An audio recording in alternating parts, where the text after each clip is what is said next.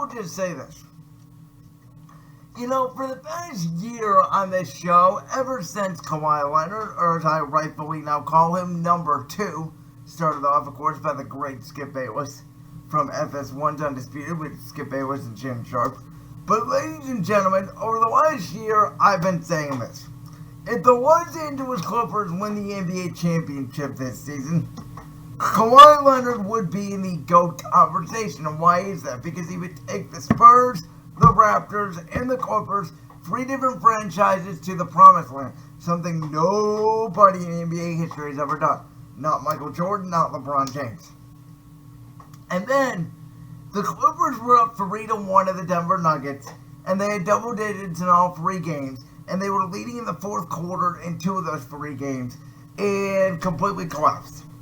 And in the 4th quarter of Game 7, number 2 and his co-star, as Skip Bayless also calls him, George Paul, and he rightfully does that, put up 0 points in the 4th quarter.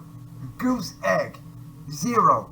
You want to tell me now that the Los Angeles Clippers, and I've been saying this, ladies and gentlemen, the Los Angeles Clippers had dogs on their team. They had Leonard, they had George, they had Errol, they had Lou Will, they had Pat Bev, they had Marcus Morris, they had Zubac. Their team was built for the Lakers, and they definitely overlooked Denver.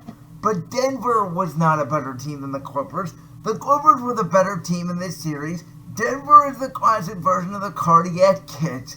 They play hard. Mike Malone's a good coach. Jokic is one of the best centers in the NBA. Jamal Murray's a rising star point guard. But there was no excuse for the Clippers to lose this series. Hands down, they were the better basketball team. They had the better coach, I believe, and they had the better co-stars.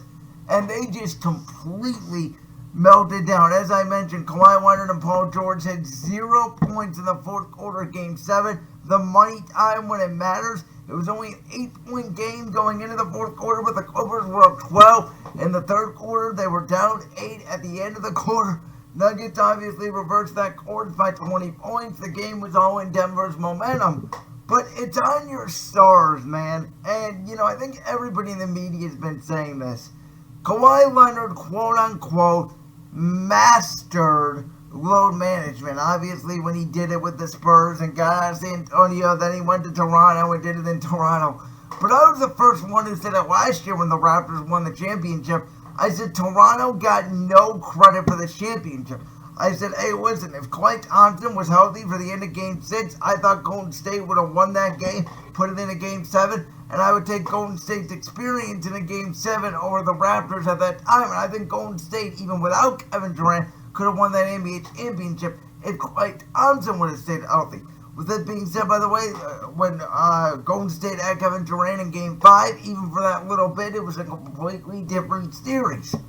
So the question is, do we have to take away from number 2 success it would have been? Am I right, which I believe I am, on the fact that, is that Raptors championship ain't it would have been? Just like we have to look at Golden State, you have to say, okay, is that 2015 championship a little tainted? Because obviously they lost the 3-1 lead to the Cavs the next year, and then they had to get Kevin Durant, and, everybody believes that if the Warriors didn't have Kevin Durant, the Cavs could have 2 or 3 championships. Probably more than likely 2, but who knows if Kyrie and LeBron break up if Durant doesn't go to Golden State, but that's neither here or there. I think we have to really start looking at context in sports. We mention all the time, I think Doc Rivers is a great coach, but the fact of the matter is, Doc Rivers is the Andy Reid of the NBA. Doc Rivers obviously has 1 championship. He broke through Kevin Garnett, Paul Pierce, Ray Allen, and a rising Rajon Rondo in 2008 over the late great Kobe Bryant. Rest in peace, Mamba. You're on my wall right here. In 2008 in 6 games. But since then, man, since Doc Rivers, man, did they have some classic blown leads. Let's go to 2010 when he was still in Boston. Obviously up 3-2 in 2010 over Kobe's Lakers. He loses that series in 7. I believe it was 2014 or 2015. Up 3-1 against James Harden and the Houston Rockets. That was so long ago, by the way. That team had Josh Smith on the Rockets, I believe. He was either on the Rockets or Clippers. I don't recall that, but I just remember that because I think he was on Houston, and he shot the lights out of the ball in Game 6 in that series. I believe it was 2015, because that was the same year they faced Golden State in the Western Conference Finals. Clippers were up 3-1 with Lob City, and that team was really good. People forget that that team had J.J. Redick, Chris Paul, Blake Griffin, DeAndre Jordan. I believe Matt Barnes was the starting small forward on that team, taking on a Houston team with really James Harden, as I mentioned, Josh Smith, and I think Capella was on that team, but he was a young Capella, and that was about it.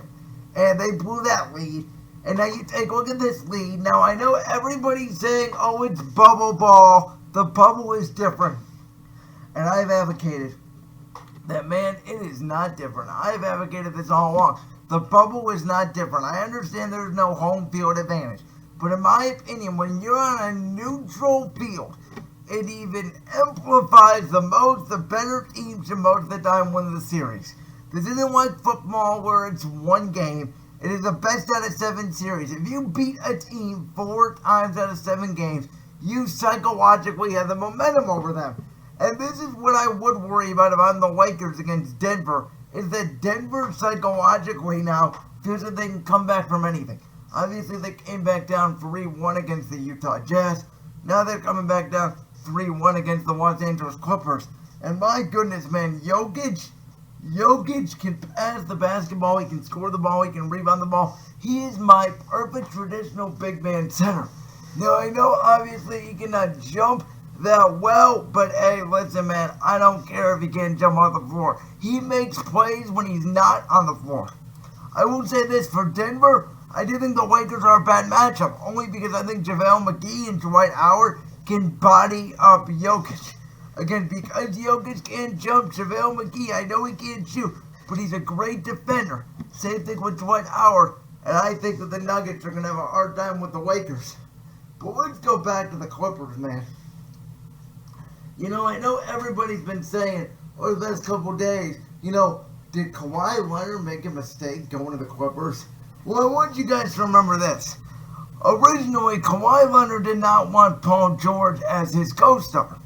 He wanted Jimmy Butler, and obviously we see what Jimmy Butler is doing in Miami. I'm going to talk about him in a little bit. Jimmy Butler just knows who he is. He wants his own team, get out of the way. He wants guys that can compete art, and he can get to the finals in the East without joining up with anybody. Bam Adebayo has just broken out of nowhere, and they have great coaching with their exposure. So Kawhi Leonard knew he needed a co-star to go up against Anthony Davis and LeBron in LA. And he chose a guy who choked with Russell Westbrook and choked by himself in Indiana against the Heat with LeBron, and then obviously with the Cavs, who had LeBron at the time as well. But I just have never been a fan of Paul George. You guys know that, and man, we've seen it now. We've seen Russell Westbrook and James Harden choke together after switching co-stars. Now we see Paul George choke with Kawhi Leonard, and man, maybe it's not just Kawhi Leonard, maybe it's just bad luck. I don't know what it is, but the Clippers, they have some rethinking to do. The question is, do they bring back Doc Rivers or not? Do they elevate Ty Lue to that head coaching position? I really feel like that's a possibility because Doc Rivers has blown a lot of leads in the past, and we'll see what the Clippers do. It'll definitely be interesting moving forward.